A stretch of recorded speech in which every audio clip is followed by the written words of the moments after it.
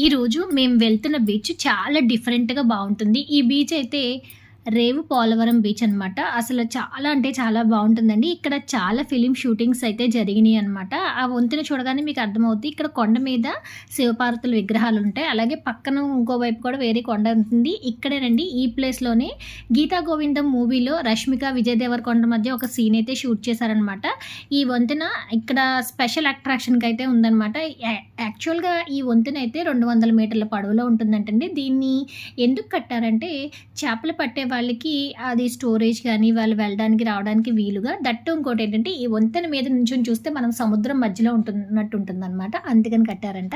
ఇక్కడి నుంచి view point చూస్తే చాలా బావుంటుందండి. కొండలన్నీ కూడా చాలా బావుంటాయనమాట సముద్రం ఒడ్డున. ఆ అలలు కూడా చాలా బాగా ఫోర్స్‌గా వస్తాయి. కరెక్ట్‌గా మేము ఇక్కడ నుంచుంటే నిజంగా సముద్రం చుట్టూ ఉన్నట్టు మనం అక్కడ ఏదో మధ్యలో పడవ మీద ఉన్న ఫీలింగ్ అయితే కలుగుతుందనమాట.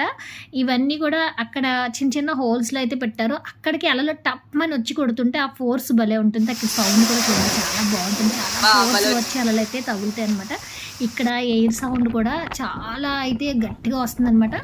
మేము రేవు పోలవరం వెళ్ళేసరికి ఇంచుమించుగా 3:30 అయింది. ఆ టైంలోనే అలా ఉంది. ఈవినింగ్, మార్నింగ్ టైంలో ఇంకా బావుంటుంది. అలా కాకుండా కొంచెం ఎండగా ఉన్నప్పుడు వెళ్ళినా అక్కడున్న కొండలు అవి ఉన్నాయి కదండీ! వాటి నీడైతే ఉంటుందనమాట.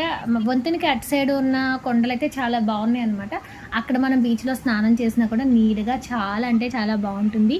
ఈ ఈ కొండరాళ్ళన్నీ కూడా అలల తాకిడికి కోతకు గురైనయి చూసారా? అంటే అమావాస్య, పౌర్ణమికి ఆటుపోట్లు ఉంటూ ఉంటాయి కదండీ! అప్పుడు ఫోర్స్‌గా వాటర్ ఇక్కడి వరకు అయితే వచ్చేస్తుందనమాట. ఆ అలల తాకిడికి ఇక్కడున్న కొండలన్నీ కూడా కోతకు గురై డిఫరెంట్ డిఫరెంట్ షేప్స్‌లో అయితే మనకు కనిపిస్తున్నాయనమాట.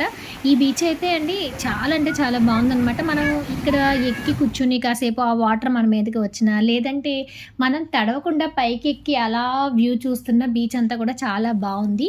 ఈ బీచ్‌కి వెళ్ళాలంటే నక్కపల్లి అడ్ రోడ్ నుంచి ఒక 10 కిలోమీటర్స్ లోపలికొస్తే ఈ రేవు పోలవరం బీచ్ అయితే వస్తుందండి. తుని నుంచి అయితే 35 కిలోమీటర్స్ ఉంటుంది.